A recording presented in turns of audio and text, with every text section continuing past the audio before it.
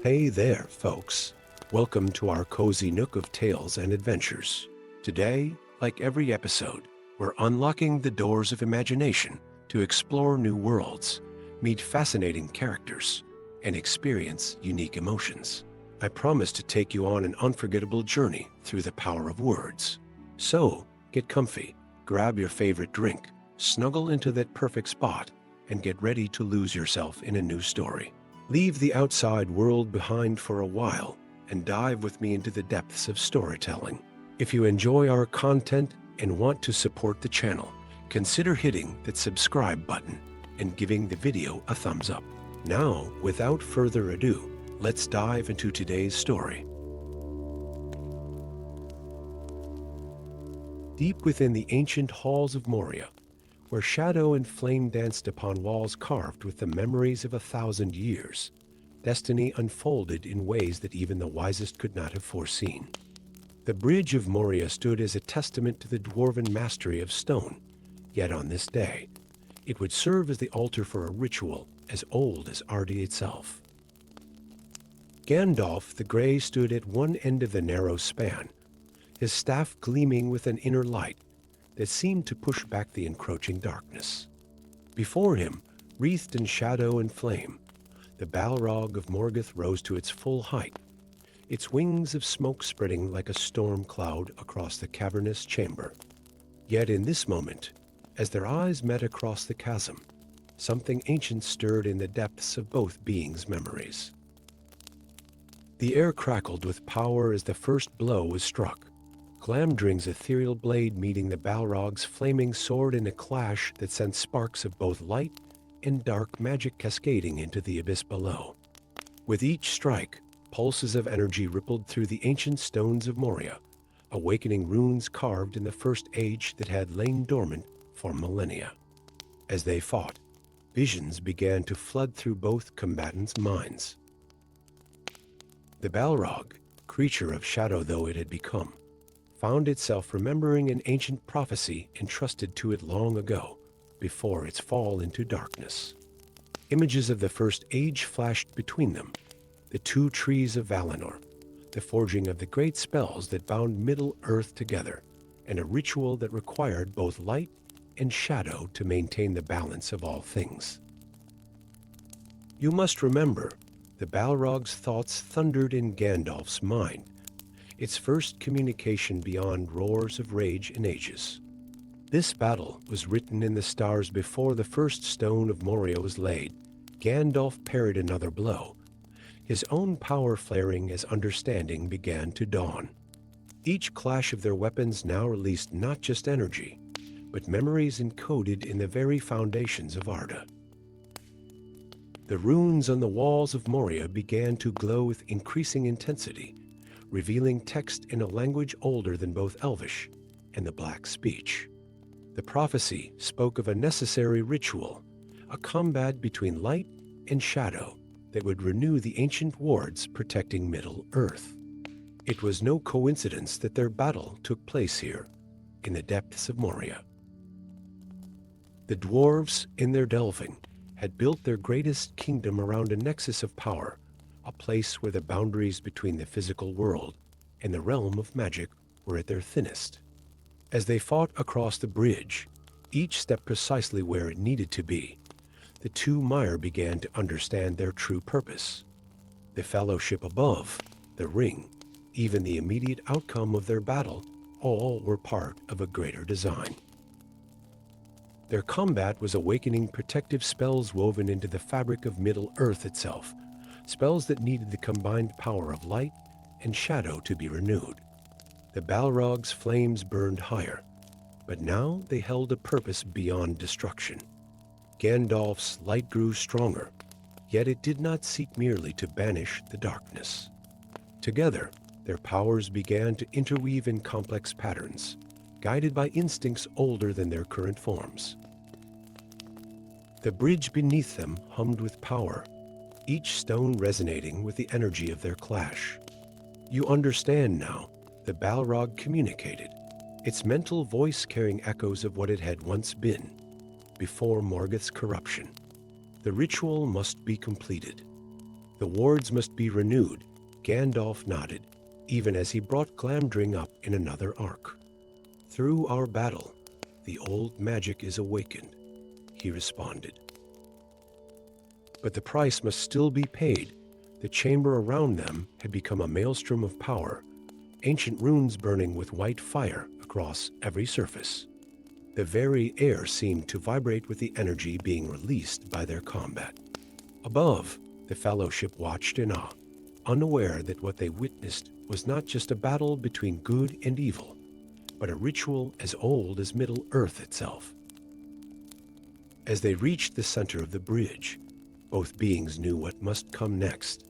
The prophecy required not just their battle, but a sacrifice, a willing plunge into the abyss that would complete the ritual and seal the wards for another age. Their physical forms would be transformed, but the magic they awakened would continue to protect Middle-earth. "Fly, you fools!" Gandalf's cry echoed through the chamber, but his eyes remained locked with the Balrogs.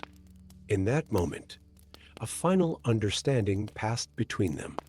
They were no longer merely opponents, but participants in something far greater than their individual struggles. The bridge cracked, a predetermined breaking point that had been built into its very structure. As they fell together into the darkness, light and shadow intertwined, their battle continuing even as they plummeted into the depths. The ritual would be completed far below, in ancient chambers where the foundations of Arda lay bare. Above, the runes flared one final time before fading back into the stone, their power renewed. The wards of Middle-earth, strengthened by the willing sacrifice of both light and shadow, would hold firm against the darkness that was to come. And deep below, in the endless caverns beneath Moria, two ancient beings continued their destined dance, their battle transforming into something that was both an ending and a beginning. Their fall would become legend, but few would ever know its true purpose, how the battle between Gandalf the Grey and the Balrog of Moria was not just a clash between good and evil, but a ritual as old as Middle-earth itself, ensuring that the delicate balance of power would endure for ages to come. In the depths of Moria, where their combat would continue for days beyond counting, both beings embraced their role in this ancient ceremony. Their battle would reshape them. Both Gandalf would return as the White, while the Balrog's flame would be extinguished, its power feeding the very wards it had helped to renew. And in the stones of Moria, the runes would wait, holding their secret until the next age when the ritual would need to be performed once again. Story 2. In the deepest heart of Moria, where even the eldest of dwarven memories feared to tread, there existed a truth darker than the absence of light itself. As Gandalf and the Balrog plummeted through the endless void beneath the bridge of Moria, neither could have foreseen how their legendary duel would unveil a secret that the Veiler themselves had labored to conceal. Their fall seemed eternal, a dance of light and shadow through ancient air that had not stirred for millennia. Gandalf's staff illuminated brief glimpses of impossibly vast chambers carved not by dwarven hands, but by powers far more primordial. The Balrog's flames cast writhing shadows across walls inscribed with warnings and languages that predated the First Age. The first sign that this was no ordinary chasm came when both beings sensed a change in the very nature of the space around them. The air grew thick with ancient magic, and symbols began to glow on the walls, not the familiar geometric patterns of dwarven craft, but fluid, otherworldly glyphs that pulsed with their own inner light. These walls, Gandalf's thought pierced through their combat. They were not built to keep creatures out. The Balrog's response came not in words, but in images, memories of a time before its corruption, when it too had served the Veiler. Both beings recognized the architecture now. This was no mine, no dwarven kingdom's foundation, but a prison built by the powers of Arda themselves. Their battle continued as they fell, but now each blow exchanged revealed more of the truth. Glamdring's light illuminated vast chains forged from materials unknown to Middle-earth, while the Balrog's flames revealed enormous doors sealed with spells of binding. The dwarves of Moria, in their endless delving, had built their greatest kingdom unknowingly atop the most secure prison ever crafted in Arda. As they crashed through a final barrier into an immense circular chamber, both beings felt the full weight of ancient magic press upon them. Here, at the true heart of Moria, stood a barrier of pure force, a containment field that hummed with the combined power of all the Veiler. Behind it, barely visible, writhed a darkness older than Morgoth himself. The Balrog's flames dimmed as ancient memories surfaced. I stood guard here. Its thoughts echoed in Gandalf's mind before the corruption. Before Morgoth, Gandalf raised Glamdring, its light revealing more of the chamber. The dwarves never knew, he responded, understanding dawning. Their kingdom was built as a shell, a disguise to hide this prison from the world. Their combat paused as both beings felt the barrier pulse.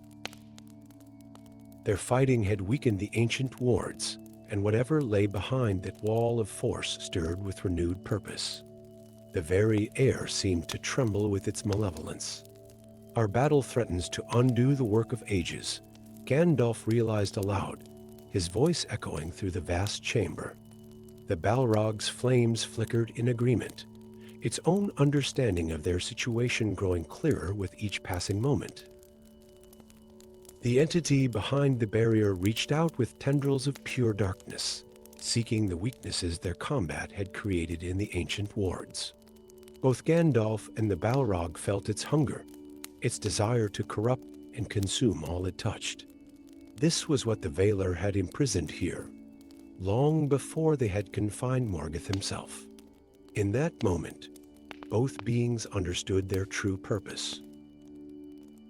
The Balrog's corruption, Gandalf's mission to Middle-earth, their fateful meeting in Moria, perhaps none of it was chance. They were both Mire, beings of immense power, whose combined strength might be needed to reinforce the failing prison. We must make a choice. Gandalf's thoughts reached out to his adversary. Continue our battle and risk freeing what lies behind that barrier. Or, the Balrog's flames surged, but not in aggression. For the first time since its corruption, its fire burned with something approaching its original purpose to illuminate rather than destroy. To guard was my first duty. Its thoughts resonated through the chamber. Before Morgoth's whispers, before the shadows took me, together they turned to face the barrier. The entity behind it raged against its prison, sensing the possibility of freedom. But as Gandalf raised his staff and the Balrog drew itself to its full height, their powers began to merge. Light and shadow, fire and force, intertwined in ways not seen since the shaping of Arda. The chamber filled with power as both beings channeled their strength into the ancient wards.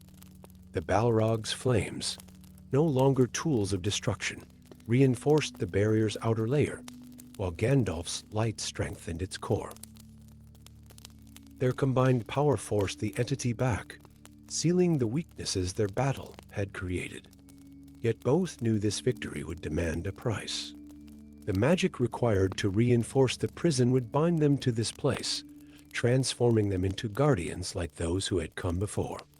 Their legendary battle would end not in victory or defeat, but in a mutual sacrifice to protect Middle-earth from a darkness it had never known existed. As their powers merged with the ancient wards, both beings sent out final thoughts to the world above. None would ever know the truth of what lay beneath Moria, or understand why a wizard and a Balrog had vanished into its depths. Their battle would pass into legend, while their true purpose remained hidden in the deep places of the world.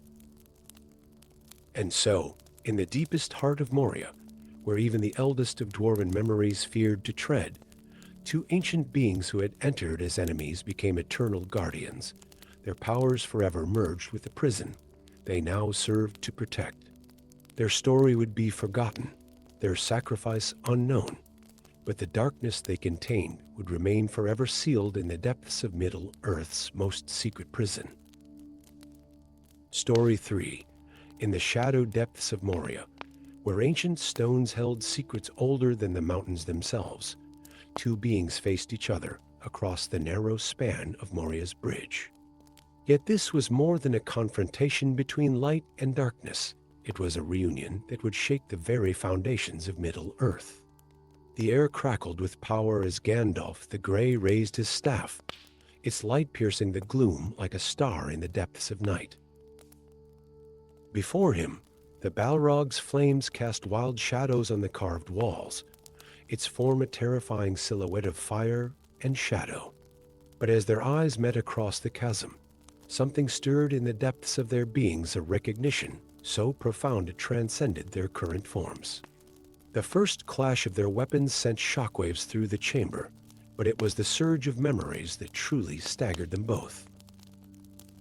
Images flooded their minds, the birth of Arda, the music of the Aenir, and a singular being of immense power that contained both light and shadow in perfect harmony. This being, they realized with growing wonder and horror, was them before the separation, before the sundering that had torn one into two. We were one, the Balrog's thoughts thundered in Gandalf's mind, its first coherent communication in ages. Before the shaping of the world, before the discord of Melkor, we were whole. Gandalf parried another blow, but his movements were different now, almost hesitant. Each strike and counter-strike felt less like combat and more like a dance of recognition.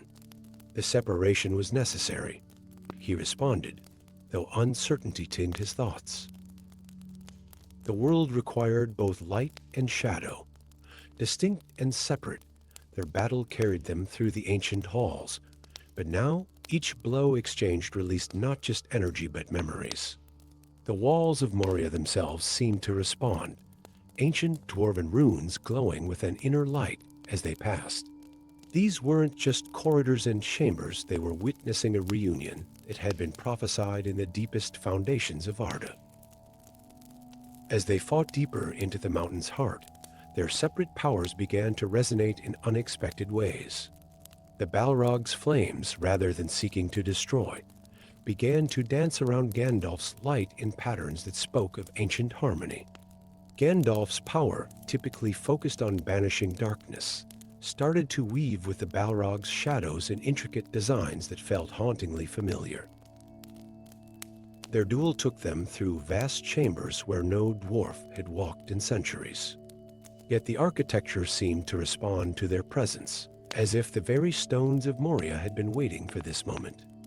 Ancient murals depicted their original form, a being of perfect balance, neither light nor dark, but something transcendent. The separation was not just about balance. The Balrog communicated as they clashed again. It was fear of what we were together. Its flames flickered with the weight of memory, showing glimpses of power that had made even the Valar uneasy. Gandalf felt the truth of these words resonate through his being. Their original form had been too powerful, too perfect in its unity of opposites. The division had been deemed necessary for the safety of Arda itself. Yet now, in the depths of Moria, that ancient bond was reasserting itself. With each exchange of blows, their separate powers began to blur and merge. Gandalf's light took on the warm hues of flame, while the Balrog's shadows began to shimmer with an inner radiance. The very air around them thrummed with the possibility of reunion, of completion long denied. Their battle led them to a vast circular chamber deep within the mountain. Here, ancient symbols covered the walls, not dwarven runes, but signs that spoke of the earliest days of Arda. The chamber itself seemed to pulse with power, responding to their presence like a heart awakening from long slumber. We have a choice to make. Gandalf's thoughts reached out as they circled each other in this ancient space. Accept our separation and continue as we are, or remember what we were meant to be, the Balrog finished, its flames now dancing with points of light like stars in a night sky. The decision hung between them, heavy with consequence.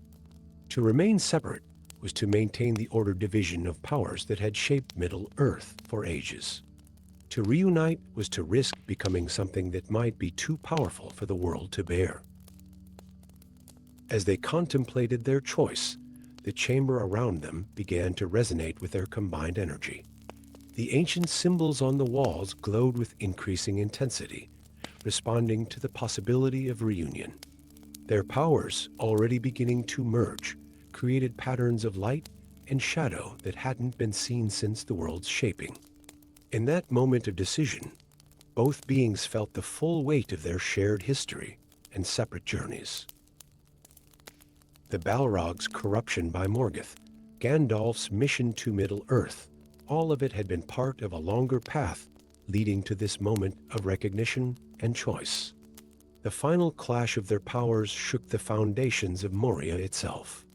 As light and shadow met in a blast of pure energy, both beings felt their separate forms begin to dissolve. The transformation was neither destruction nor victory, but a return to something older than both concepts. From the depths of Moria rose a new being, or perhaps the oldest being of all. Neither light nor dark, but a perfect harmony of both. Its power radiated through the ancient halls, not destroying but transforming, awakening memories in the very stones of Middle-earth. The world above would remember only that Gandalf and the Balrog fell into shadow, their battle passing into legend. But in the deep places of the world, where the oldest magics still linger, a power walks that remembers the time before separation, when light and shadow were one, and harmony was more than just a distant memory.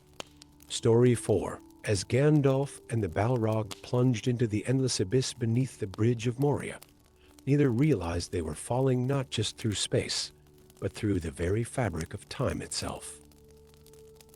The bridge's destruction had torn open an ancient fold in reality, a wound in the world that would trap them in a dance of light and shadow that defied the normal flow of time. Their first impact came not on stone or water, but on the polished marble floor of a great hall, a hall that couldn't exist in the Moria they knew. Golden light streamed through high windows, illuminating scenes of dwarven craftsmanship at its peak. This was Moria, as it had been in the height of its glory, before the darkness came. What sorcery is this? Gandalf's words echoed through the pristine chamber, but there was no time for contemplation.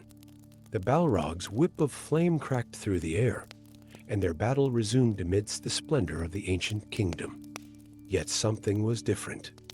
With each exchange of blows, flashes of memory passed between them. The Balrog saw glimpses of Valinor through Gandalf's eyes, while Gandalf caught fragments of the creature's memories from before its corruption.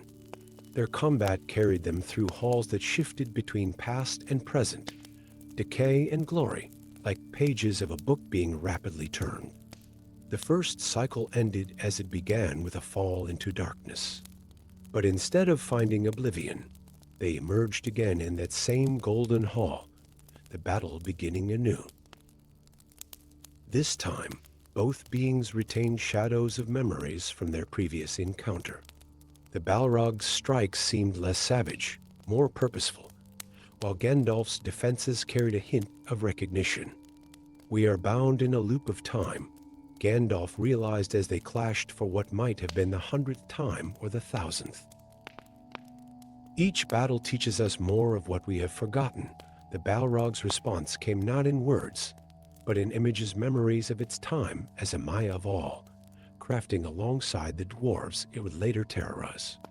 Its flames flickered with something that might have been regret. With each repetition, their battle changed. What had begun as a straightforward conflict between light and darkness evolved into something more complex. They fought through the great forges where Mithril had first been shaped, through feast halls where dwarven kings had celebrated victories long forgotten. Each location seemed to awaken different memories, different aspects of their true natures. The darkness that corrupted you. Gandalf spoke during one cycle as they paused in what had once been the chamber of Mizarble. It was not your true nature. The Balrog's flames dimmed momentarily, its shadow wings folding closer.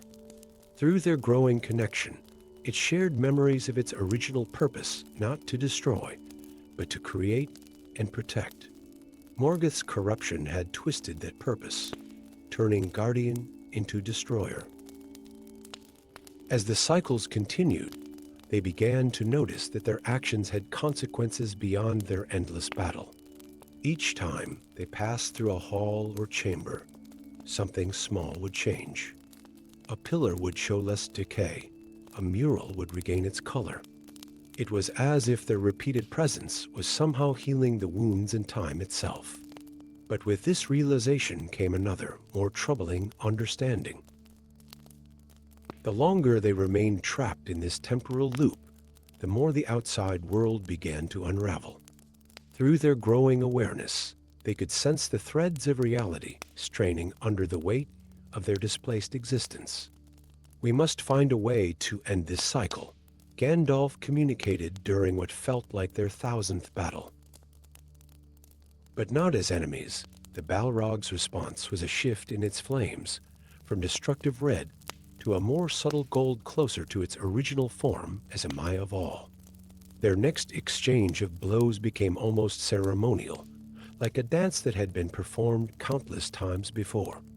Together, they began to understand that their endless battle was not a punishment, but an opportunity. Each cycle stripped away more of the corruption that had turned the Balrog from its original purpose, while Gandalf's understanding of his own nature and power grew deeper. In what would be their final cycle, they found themselves once again in that first Golden Hall. But this time, both beings were transformed by their countless battles. The Balrog's flames had taken on an aspect of Gandalf's light, while Gandalf's power had gained something of the Balrog's primal strength. We were never meant to be enemies, Gandalf realized, lowering Glamdring. This loop was not a trap, but a forge remaking us both into what we were meant to be. The Balrog's response was to lower its own weapons, its form shifting closer to that of the Maya it had once been. In that moment of mutual recognition, the temporal loop that had held them began to unravel, not in chaos, but in harmony. As reality reasserted itself around them, they found themselves back in the depths of Moria, but changed. The Balrog's flames now burned with purpose rather than destruction, while Gandalf's power had deepened in ways that would later manifest in his return as Gandalf the White. Their legendary battle would be remembered in Middle-earth as a straightforward tale of good versus evil, of light against shadow.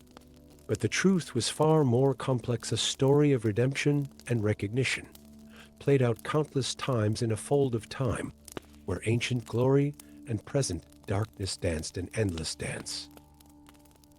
The fellowship above would never know that when Gandalf finally returned to them, transformed by his experience, he brought with him not just greater power, but also the wisdom gained from countless battles with an enemy who had become, in some ways, his greatest teacher. And in the depths of Moria, a shadow of flame remained not as a terror in the dark, but as a guardian once again, restored to its original purpose through the endless cycles of battle and recognition. Story 5. In the deepest reaches of Moria, where even the memory of light had long since faded, ancient manuscripts lay hidden in a chamber that time itself had forgotten.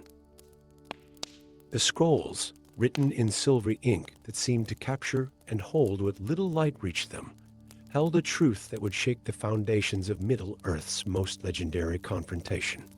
Gandalf stood at the edge of the bridge of Moria, his staff radiating a pure white light that pushed back the encroaching darkness. Before him, wreathed in shadow and flame, the Balrog arose like a creature from the world's most terrible nightmares. Yet in this moment of confrontation, something stirred in the ancient air between them, a resonance of recognition that neither had expected. Through the mystical connection that bound all Mire, Gandalf felt a sudden surge of memories not his own. Images flooded his mind, the Balrog as it had once been, a being of light and purpose, standing guard over the forges of all. He saw its gradual corruption by Morgoth, not through choice, but through a subtle poison that had tainted its very essence, turning protection into destruction, creation into ruin. The Balrog, too, seemed to pause, its flames flickering with an uncertainty that had not been seen in an age. In that moment of hesitation, its form shifted slightly, revealing glimpses of its original glory beneath the corruption, a guardian of creation, twisted by forces beyond its control into an agent of chaos. "You are not always thus," Gandalf spoke, his words carrying power that made the very stones of Moria resonate. "I see now what Morgoth stole from you, not just your loyalty, but your very purpose." The Balrog's response came not in words, but in images, memories of its time before the corruption. Its flames, usually tools of destruction, now cast light on the walls and patterns that told stories of the First Age, when it had helped forge the very foundations of Middle-earth. But destiny had its own demands. The prophecies written in those forgotten manuscripts spoke of this moment, not just as a battle between light and darkness, but as a possibility for redemption. Yet that redemption would come at a terrible price. "The choice before us," Gandalf continued, even as he held Glamdring ready, "is more complex than simple combat. There is a way to break Morgoth's corruption, but it requires sacrifice from both of us." The Balrog's flames dimmed momentarily, and through their connection, Gandalf felt its understanding. The ancient texts had spoken of a ritual, one that could cleanse the corruption from a fallen Maya, but it required both participants to be willing to risk everything. The Fellowship watched from above, unaware of the profound communication happening between these two primordial beings. To them, it appeared as a moment of tension before the inevitable clash. But in that space between moments, ages of history hung in the balance. Through their shared consciousness, the Balrog revealed what it had discovered in its centuries of imprisonment in Moria. The darkness that had corrupted it was not irreversible, but removing it would require both a willing recipient of the taint and a sacrifice of pure light to cleanse it. "I understand now," Gandalf said softly, his grip tightening on his staff. "The prophecy speaks not of destruction, but of transformation. One must fall so the other might rise renewed." The Balrog's form shifted again, its flames taking on a more focused intensity. In that moment, both beings recognized their true purpose in this confrontation. This was not merely a battle between good and evil, but a chance to undo one of Morgoth's most terrible acts of corruption. Their combat, when it began, was unlike any that had been seen since the Elder Days. Each blow exchanged was part of an ancient ritual, each movement choreographed by prophecies older than Moria itself. The Balrog's whip of flame and Gandalf's sword Glamdring traced patterns in the air that spoke to powers beyond mortal understanding. As they fought, the very essence of Moria seemed to respond. Ancient dwarven runes carved into the walls began to glow with an inner light, recognizing the ritual being performed before them. The bridge beneath their feet hummed with power, its stone remembering magics that had been old when it was first carved. The moment of transformation came at the height of their battle. As Gandalf declared, "You shall not pass." His words carried more than just command. They were the key to beginning the ritual of cleansing. The breaking of the bridge was not just a tactical move, but a necessary part of the ceremony. As they fell together into the abyss, time seemed to slow. The Balrog's flames began to change color, from angry red to a pure, almost white-hot blue. Gandalf's light, rather than fighting against the darkness, began to merge with it in patterns that spoke of healing rather than destruction. Their fall took them through layers of reality, each level of Moria's depths representing another stage of the cleansing ritual. The Balrog's corruption, stripped away layer by layer, was absorbed and transformed by Gandalf's sacrificial light. In turn, Gandalf's own being was transformed by the power required to perform such profound magic. The Fellowship would remember this as the fall of Gandalf the Grey, but the truth was far more complex. In the depths of Moria, two Maiar engaged in a ritual of redemption that would change them both. The Balrog, cleansed of its ancient corruption, would return to its original purpose as a guardian of the deep places. And Gandalf, through his willing sacrifice, would be transformed into something greater, Gandalf the White, reborn through the act of saving rather than destroying his ancient kin. And so, in the deepest darkness beneath Moria, what appeared to be an ending was in truth a beginning. A story not of destruction, but of redemption, written in flames and light in the ancient halls of Moria, remembered only in the whispers of stone and the dreams of those who still recognize the deep magics of the world. Story 6. High atop the peak of Zirak-Zigil, where the bitter winds howled like the ghosts of ancient battles, two primordial beings fought their final dance. Snow and flame intertwined in an impossible waltz as Gandalf the Grey, wielding the legendary Glamdring, faced his greatest challenge, not just to defeat the Balrog of Morgoth, but to save a fragment of what it once was. For 10 days and 9 nights, their battle had raged from the deepest depths of Moria to this frozen pinnacle that pierced the very clouds. The mountain itself bore witness to their conflict, its ancient stone scarred by shadow and light. Each clash of their weapons sent shockwaves through the air, causing avalanches that reshaped the mountainside.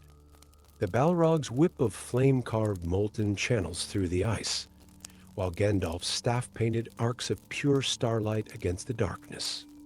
But now, as the 10th night approached its end, Gandalf felt something shift in the fabric of reality around them. The Balrog's flames, which had burned with mindless rage for millennia, flickered with a different quality, something almost like recognition. In that moment, as dawn threatened to break the eastern sky, Gandalf saw not just the demon before him, but echoes of what it had once been, Alcarion, a fellow Maiar who had sung in the great chorus that shaped the world. "Brother," Gandalf whispered, his voice carrying despite the howling wind. "I see you now, beneath the shadow and flame." The Balrog's roar held a note of anguish that had not been there before. Its wings of shadow spread wider, blocking out the stars themselves. But in its eyes burned not just hatred, but ancient pain. Each movement of its flaming sword seemed less certain, as if fighting against memories long buried under centuries of corruption. Gandalf knew then what he must do, though the price would be terrible.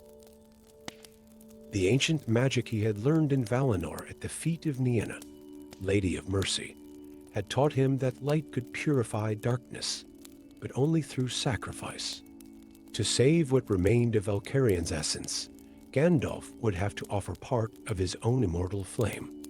The battle resumed with renewed intensity, but now each strike served a greater purpose. Every clash of their weapons released not just energy, but memory. The Balrog remembered the music of the Aenir, the great song that had shaped Arda. It remembered standing beside its brothers and sisters in the light of the two trees. With each memory, its flames burned cleaner, the shadow around it growing thinner. Gandalf began to weave the spell of purification, his words in the ancient tongue of the Valar carrying power that made the very air shimmer.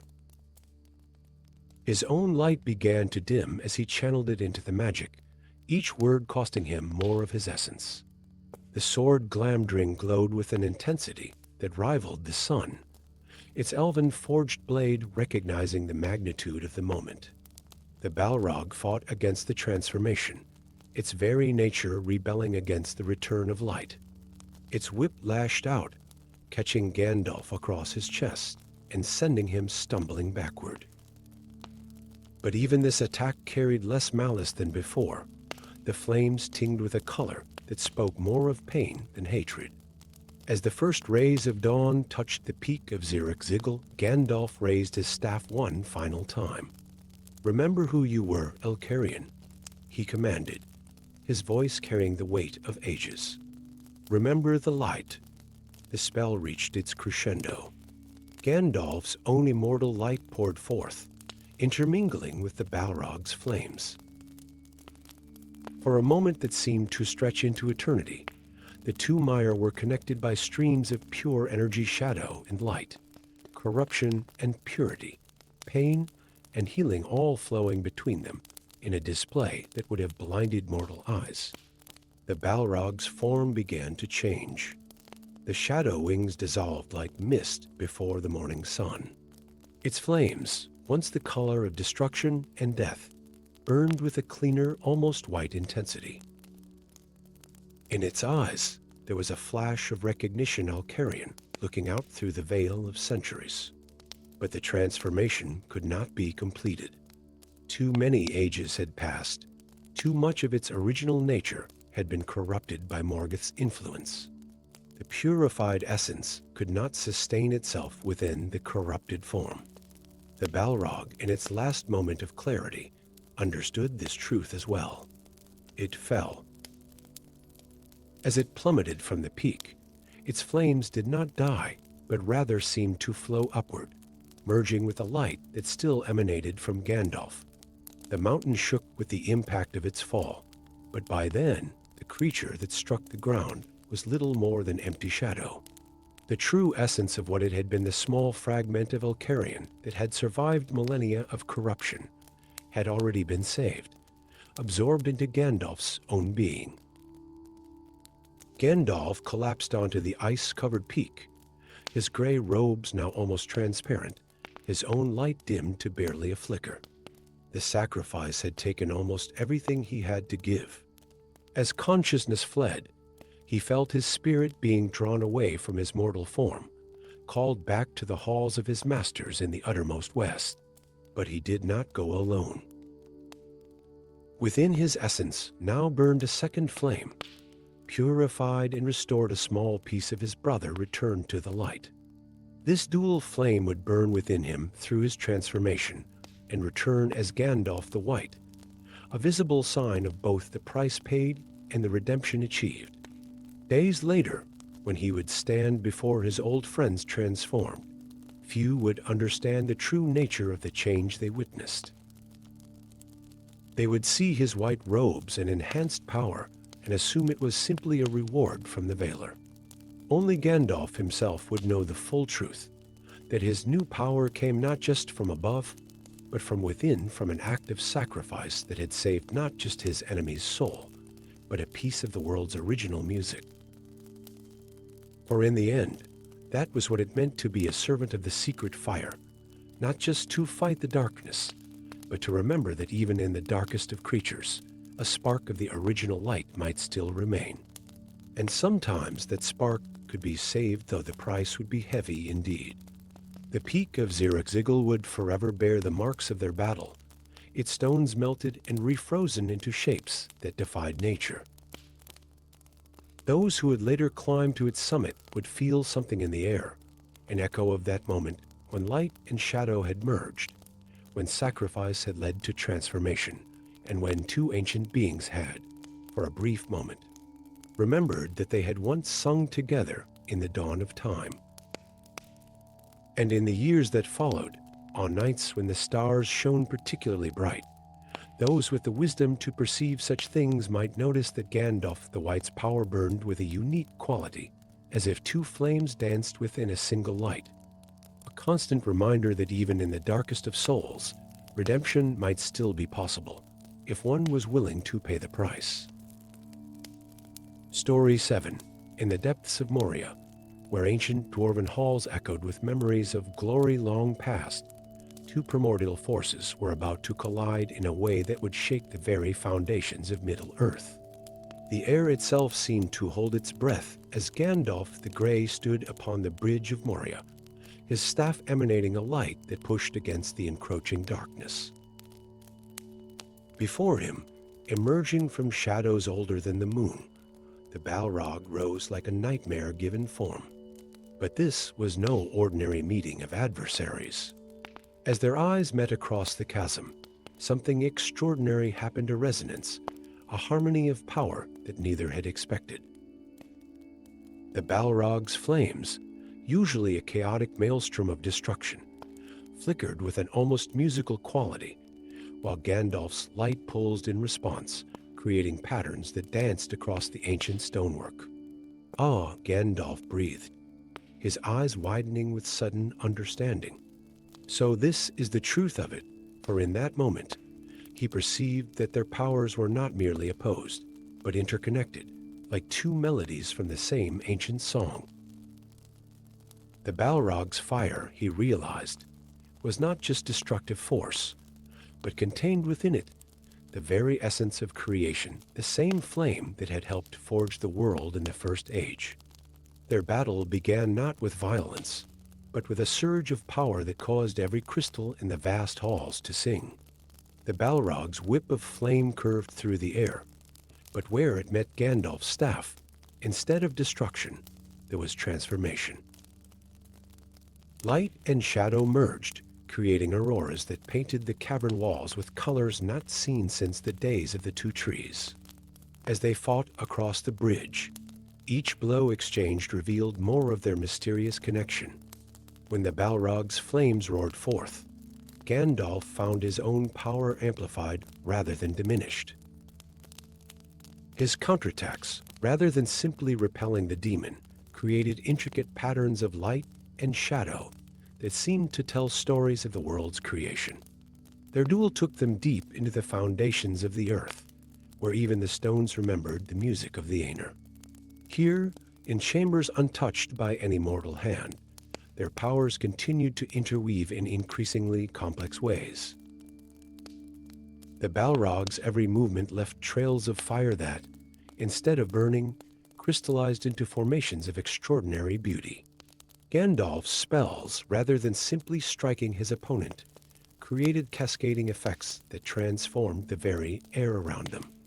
For days they fought, their battle becoming more like a dance, each step and counterstep revealing new aspects of their shared nature. The darkness beneath the mountain became alive with their power, ancient runes carved into the walls glowing in response to their presence. Time seemed to lose meaning as they moved through spaces where the very laws of nature bent around their combined might. On the seventh day, their battle led them upward, through forgotten shafts and tunnels that spiraled toward the surface. As they emerged into the light, their powers took on new dimensions. The Balrog's flames, touched by sunlight for the first time in ages, blazed with colors that defied description. Gandalf's magic, fed by the open sky, created aurora, like displays that could be seen for leagues around. Yet even as they fought, both beings began to understand that their battle was more than just combat. It was a ritual, a rebalancing of ancient forces. Each clash of their powers sent ripples through the fabric of Middle-earth itself, awakening dormant magics and stirring long-forgotten memories in the land. Their final confrontation took place atop Zirak-Zigil, where heaven and earth met in eternal majesty. Here, surrounded by clouds and lightning, their powers reached their peak. The Balrog's flames now burned with a pure intensity that reminded Gandalf of the first flame itself, while his own light had taken on depths and shadows that spoke of the world's deepest mysteries. In the moment of their greatest struggle, something remarkable occurred. Their powers, pushed to their absolute limits, began to harmonize in ways that defied all knowledge of magic. The Balrog's fire and Gandalf's light merged and separated in patterns that mirrored the very rhythms of creation. The peak of Zirak-Zigil became the center of a spectacular display as their energies combined, creating a pillar of light and flame visible from the furthest corners of Middle-earth. Those who witnessed it from afar would later speak of seeing the northern lights dance in the middle of the day, of hearing music in the very air, and of feeling the world itself hold its breath in wonder. Few understood that they were witnessing not just a battle, but a remaking, a moment when the very forces that had shaped the world were once again in perfect balance.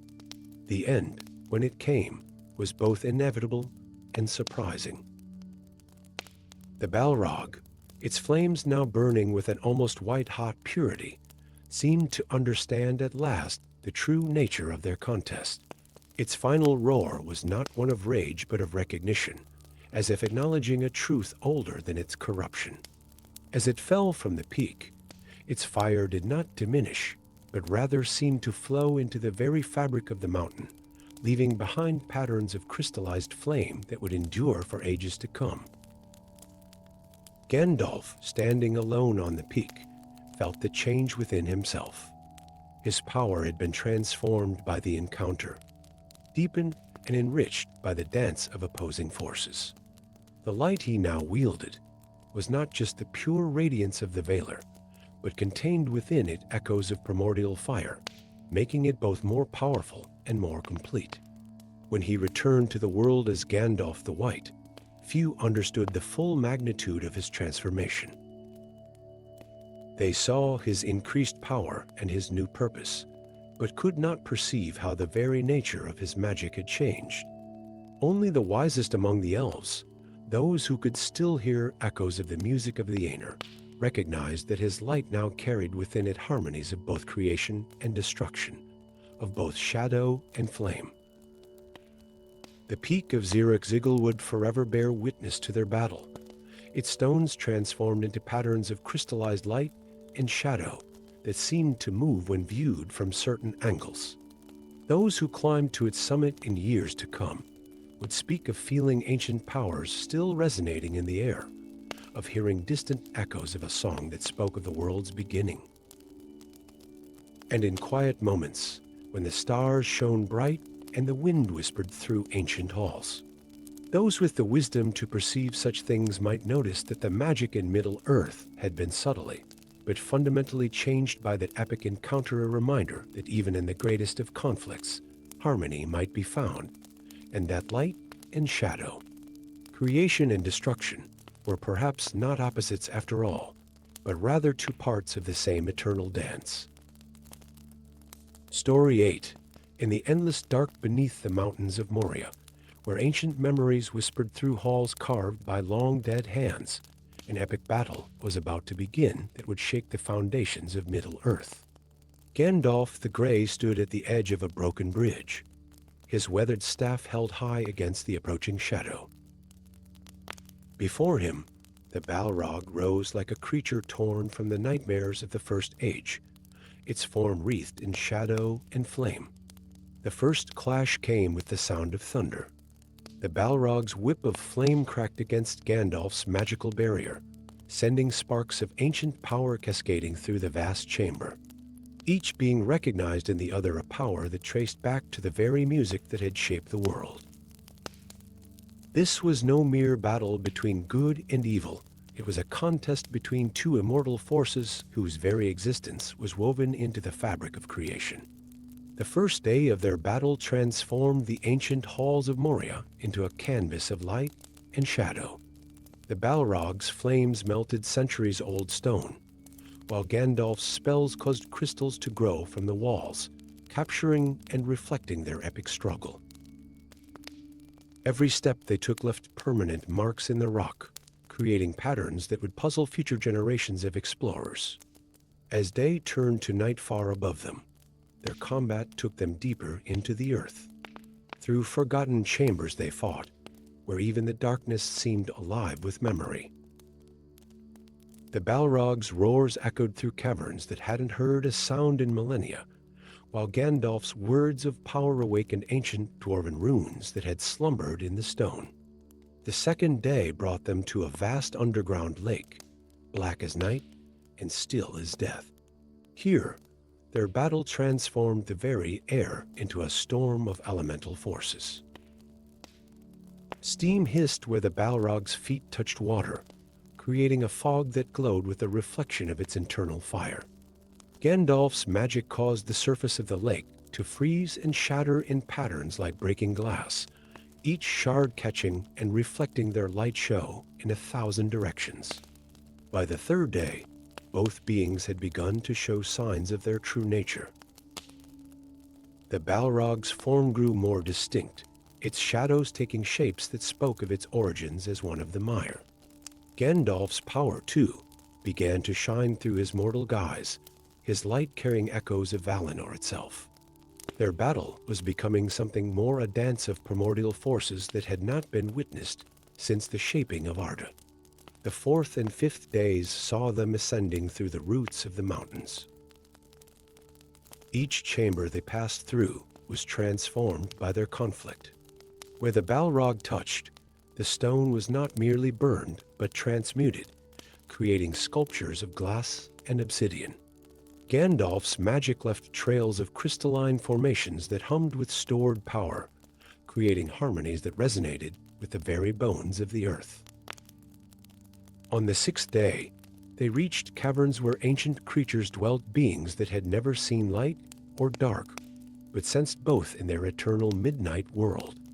These creatures fled before the approaching storm of power, sensing in both combatants something that spoke of the world's creation and potential destruction. The seventh day brought them to the foundations of Moria, where the very rock still remembered the songs of its makers. Here, their battle took on new dimensions as the ancient dwarven enchantments woke and joined the fray, responding to powers that exceeded their creators' greatest dreams. Halls that had stood silent for ages rang with the music of their combat, the deep-throated roar of the Balrogs flame counterpointed by the clear, high notes of Gandalf's spells. The eighth day saw them fighting through the upper halls, where patches of filtered sunlight created new challenges and opportunities. The Balrog's shadows seemed deeper here, while Gandalf's power waxed stronger with proximity to the sky. Their battle had become a lesson in the balance of forces. Neither could gain a decisive advantage, yet neither could withdraw. On the ninth day, they finally broke through to the outside world, emerging onto the slopes of Zirrikzigil. The sudden presence of open sky and clean air changed the nature of their conflict. The Balrog's flames burned brighter in the wind, while Gandalf's power seemed to draw strength from the very stars above. Their battle now painted the mountainside with light and shadow, creating displays visible for leagues around. The 10th day dawned clear and cold on the peak of Zirrikzigil. Both beings had been stripped to their essential natures by the long combat. The Balrog's flame now burned with a purity it hadn't known since before its corruption, while Gandalf's power shone with the undimmed light of the west.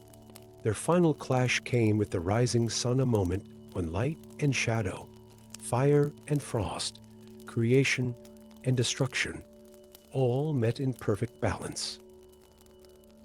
The mountain peak exploded with their combined power. The Balrog's fall was like a shooting star in reverse, its flame marking a path down the mountainside that would glow for years to come. Gandalf, his victory bought at terrible cost, followed his foe into the abyss, their shared descent marking the end of their epic confrontation. When Gandalf was finally found upon the mountainside, those who discovered him could not know the full scope of what had transpired. The signs were there for those with eyes to see in the transformed rock of the mountain's peak, in the strange lights that would sometimes dance in the depths of Moria, in the songs that the very stones would sing on quiet nights. The battle had changed more than just the combatants. It had awakened ancient powers and reshaped the very nature of the mountain. Future generations would tell tales of lights seen dancing around Zirrikzigil's peak, of strange music heard in the depths of night, of shadows that moved with purpose through Moria's deepest halls. And in the years that followed, those who passed through the ancient halls of Moria might still feel echoes of that titanic struggle. In places where their battle had raged hottest, the very stones hummed with stored power. Crystals grown in the heat of their conflict caught light in impossible ways, creating displays that mimicked their epic combat in miniature. But only Gandalf, returned as Gandalf the White, truly understood what had transpired in those 10 days of battle. He carried within him the memory of every moment, every clash of power, every instance where the very fabric of the world had trembled at their combat. It had been more than just a battle between good and evil. It had been a reaffirmation of the very forces that had shaped Middle-earth, a reminder that even in the darkest places, the light of creation still burned. Story 9, in the darkest depths of Moria, where shadow and memory intertwined like ancient roots, two beings of immeasurable power stood face to face across a narrow bridge. Gandalf the Grey, weary from defending the Fellowship, raised his staff against the approaching terror. But as the Balrog emerged from the darkness, wreathed in shadow and flame, something unprecedented occurred, a moment of recognition that transcended the ages. Through the corrupted form of the demon, Gandalf glimpsed something that made his ancient heart pause, the faintest echo of a familiar presence. In the Balrog's burning eyes, beneath layers of hatred and corruption, he saw the ghost of a smile he had known in Valinor, when the world was young and the music of the Aenir still rang fresh in the halls of creation. Enryan, Gandalf whispered, the name carrying power that made the very stones of Moria tremble. For this was no mere demon he faced, but his brother Maya, one who had stood beside him in the courts of the Valar, whose voice had helped weave the very fabric of Arda. The Balrog faltered for the briefest moment, its flame flickering like a candle in the wind. The name, unspoken for ages, stirred something deep within its corrupted essence. Its roar, when it came, held notes of anguish that had nothing to do with physical pain. Their battle began not with the clash of weapons, but with a surge of memory. Each strike of Glamdring against the Balrog's fiery sword sent sparks of recollection through both beings. The cavern around them filled with phantoms of the past, echoes of the great halls of Ilmarin, where they had walked together as brothers in the service of man. As they fought through the endless dark of Moria, their conflict became a dance of remembrance. The Balrog's whip of flame carved symbols in the air that spoke of ancient oaths and broken promises. Gandalf's spells, woven with words of power, carried whispers of songs they had sung together at the dawn of time. Remember, brother, Gandalf called out as they descended into the deepest pits beneath the mountain. Remember the light of the two trees, the gardens of Irma where we walked, the wisdom of Nienna that you once cherished. With each word, more cracks appeared in the Balrog's corrupted faud.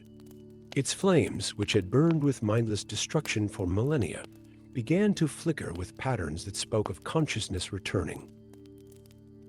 In moments between their clashes, Gandalf caught glimpses of Enryan's true face beneath the demon's mask, beautiful and terrible, marked by ages of torment under Morgoth's dominion. Their battle carried them through chambers untouched by any mortal hand, where crystals grew like frozen music and the very rocks remembered the songs of creation. Here, in these primordial spaces, the veil between past and present grew thin. As they fought, visions of Valinor manifested around them, the white towers of Tanaquetil, the golden fields of Yavanna, the starlit pools where they had once contemplated the mysteries of E. The Balrog's attacks grew increasingly erratic, torn between the mindless rage of its corruption and awakening memories of its true nature. Its roars began to carry words in the ancient tongue of the Aenir, fragments of the songs it had once sung in praise of Ilvatar. The darkness. It burns, it spoke, its voice a terrible mixture of demon's growl and Maya's song. Brother, why did you not fall with us? Why did you not share our pain? Gandalf's heart ached at these words, remembering the moment of choice when Melkor's rebellion had torn their brotherhood apart. "I remain true not out of strength," he responded, parrying a blow that could have shattered mountains, "but because I remembered the beauty we were meant to create, not destroy." Their battle ascended now, spiraling up through forgotten shafts toward the surface. Each level they passed through marked another age of memory unveiled. The Balrog's flames began to burn with a different quality, not the destructive fire of Morgoth's corruption, but something closer to the pure light it had once embodied as in Ryan. When they finally burst forth onto the peak of Zirrix-Ziggle, the contrast could not have been more stark. Above them stretched the clear blue sky, while below, the depths of Moria still echoed with their battle. Here, beneath the open heavens, the Balrog's transformation accelerated. Its shadow wings began to dissolve, revealing glimpses of the radiant form it had worn in Valinor. "I remember," it said, its voice now holding more of Ryan than Balrog. "I remember the music, brother. The harmony we were meant to maintain." Its words were filled with a pain deeper than any physical wound the agony of remembering light after an eternity of darkness. Their final clash came with the rising sun. Gandalf, seeing his brother's true spirit emerging from millennia of corruption, poured all his power not into destruction, but into awakening. Glamdring met the Balrog's blade in a strike that sent shockwaves across the mountaintop. In that moment, as dawn's first light touched them both, and Ryan's consciousness fully surfaced in the Balrog's eyes. But it was too late. Too many ages had passed. Too much had been corrupted. The very force that had awakened in Ryan's memories was also destroying the form that had housed his corrupted spirit for so long. The Balrog's physical form began to crumble, its flames guttering like a candle in a storm. "Forgive me, brother," were its last words, spoken in the pure tongue of the Aenir, before it fell from the peak. Its descent left a trail of light rather than shadow, as if some small measure of its original glory had been restored in its final moments. Gandalf, exhausted beyond measure, watched his brothers fall with tears in his eyes. The battle had taken more than physical toll. It had forced him to confront the cost of immortality, the weight of choices made at the dawn of time, and the eternal possibility of redemption. When he too fell, following his brother into the abyss, it was not just combat that had drained him, but the profound grief of losing his brother a second time. Yet within that grief was a spark of hope, for he had seen that even after ages of corruption, the light of truth could still pierce the deepest darkness. In years to come, those who spoke of the Battle of the Peak would tell of the light show they had witnessed, of the roars that shook the mountain, of the flames that could be seen for leagues around. But none would know the true story of two brothers who had sung together at the world's beginning, torn apart by choice and fate, reunited for one brief, tragic moment atop the endless stairs of Moria. And Gandalf, when he returned as the White, carried within him not just increased power, but a deeper understanding of redemption's cost and the eternal truth that light, no matter how long suppressed, could never be fully extinguished from any soul that had once known it. Story 10. In the deepest heart of Moria, where shadows held memories older than the moon, ancient magic stirred in the darkness. The Fellowship had fled, leaving Gandalf alone upon the bridge of Moria. Before him loomed his greatest challenge, not merely a demon of the ancient world, but a being whose true nature lay buried beneath millennia of corruption. As the Balrog emerged from the shadows, its form wreathed in flame and darkness, Gandalf's eyes narrowed. There was something in its movements, a grace that spoke of something more than mere destruction. In the flickering light of its flames, ancient runes carved into the walls began to glow, responding to powers not seen in Middle-earth since the First Age. The first clash of their powers sent ripples through the very fabric of reality. Gandalf's staff blazed with a light that was more than mere illumination. It carried within it echoes of the music of the Aenir, the great song that had shaped the world. And in response, the Balrog's flames took on patterns that spoke of conscious design rather than chaos. Through the haze of combat, Gandalf began to perceive fragments of ancient text appearing in the air around them, written in a script that predated the founding of Moria itself. These were not mere decorative markings, but pieces of a forgotten history, one that spoke of a time when the being before him had been something else entirely. "Wait," Gandalf commanded, his voice carrying power that made the very stones of Moria tremble. "I see what you once were, guardian of the sacred flame." The Balrog paused, its whip of fire frozen in mid-strike. In its eyes, something flickered, a recognition that went beyond the present moment. The flames surrounding it shifted, forming patterns that matched the ancient inscriptions now glowing on the walls. Their battle transformed into something more complex than mere combat. Each spell Gandalf cast was not just an attack, but a key unlocking ancient memories. The Balrog's responses became increasingly deliberate, its movements following patterns that spoke of ritual rather than rage. As they fought through the depths of Moria, the very architecture around them seemed to awaken. Pillars that had stood silent for ages began to hum with power, their surfaces coming alive with glowing symbols that told the story of the Balrog's original purpose, not as a creature of destruction, but as a guardian of ancient knowledge and power. "You are meant to protect, not destroy," Gandalf called out, weaving spells that contained within them the essence of truth. "Remember your purpose. Remember who you were before the corruption." The Balrog's roar held notes of confusion now, its flames flickering between the chaotic fire of corruption and something pure, the sacred flame it had once tended. The shadow wings spreading from its back began to take on forms that spoke of its original majesty rather than terror. Their battle carried them deeper into Moria, through chambers where the very air was thick with ancient magic. Here, crystals grew in formations that defied natural law, each one capturing and reflecting not just light, but memory itself.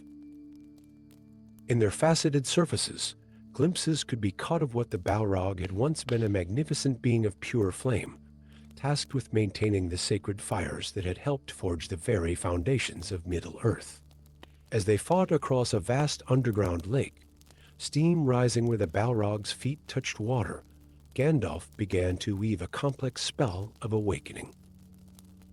His words, spoken in a language older than the first elven kingdoms, caused ripples of power to spread across the surface of the lake. Each ripple carried within it fragments of memory, washing against the Balrog's consciousness like waves against a shore. The demon's resistance began to show cracks. Its attacks, while still devastating, took on an almost questioning quality. The flames surrounding it started to shift color, moving from angry red to a pure, almost white radiance that spoke of its original nature. Their conflict carried them upward, through forgotten shafts and ancient halls, each level they passed through revealing more of the truth. The Balrog's every movement now awakened more memories in the stone around them, memories of a time when it had walked these halls not as an invader, but as a protector. When they finally burst forth onto the peak of Zirak-Zigil, the transformation was nearly complete. The Balrog's form had become almost translucent, its inner light shining through the corruption that had bound it for so long. In its eyes, Gandalf could see the awakening of ancient wisdom, the remembrance of its true purpose. But with remembrance came tragedy. The very awareness that was returning to the Balrog was also destroying it. Its original nature, pure and powerful, could no longer coexist with the corruption that had sustained it for so long. As dawn broke over the mountain peak, the Balrog's form began to dissolve, not in defeat, but in transformation. Their final exchange was not one of violence, but of understanding. The Balrog's flames, now burning with their original sacred purpose, reached out not to destroy, but to pass on its awakened knowledge. Gandalf received this last gift with profound respect, understanding that he was witnessing not just the end of a corrupted being, but the redemption of one of Middle-earth's ancient guardians. The Balrog's fall from the peak was not the plummet of a defeated enemy, but the ascension of a freed spirit. Its flames, as it descended, burned with a pure light that hadn't been seen in Middle-earth since the First Age. Where it touched the mountainside, it left not scorch marks but crystalline formations that hummed with sacred power. Gandalf, exhausted beyond measure, watched its descent with deep understanding. He had not just defeated an enemy, he had helped free a noble spirit from ancient corruption. The price had been high, his own fall would follow shortly, but in that moment, he knew it had been worth the cost. In the years that followed, those who passed through Moria might notice something had changed in its deepest halls. The darkness that was different, touched by echoes of sacred flame. In certain chambers, the crystals still glowed with inner light, and the ancient runes told stories not of darkness and fear, but of guardianship and sacred purpose. And Gandalf, when he returned as Gandalf the White, carried within him not just the power granted by his sacrifice, but also the awakened memories of the being he had helped free.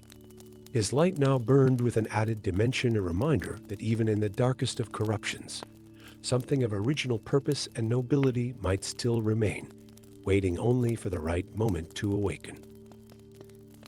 The peak of Zirrikzigil became known among the wise as a place where the veil between past and present grew thin, where those with the wisdom to perceive such things might catch glimpses in the crystalline formations of a time when fire had been sacred and its guardians had walked the halls of Moria, not as destroyers, but as protectors of ancient power and knowledge.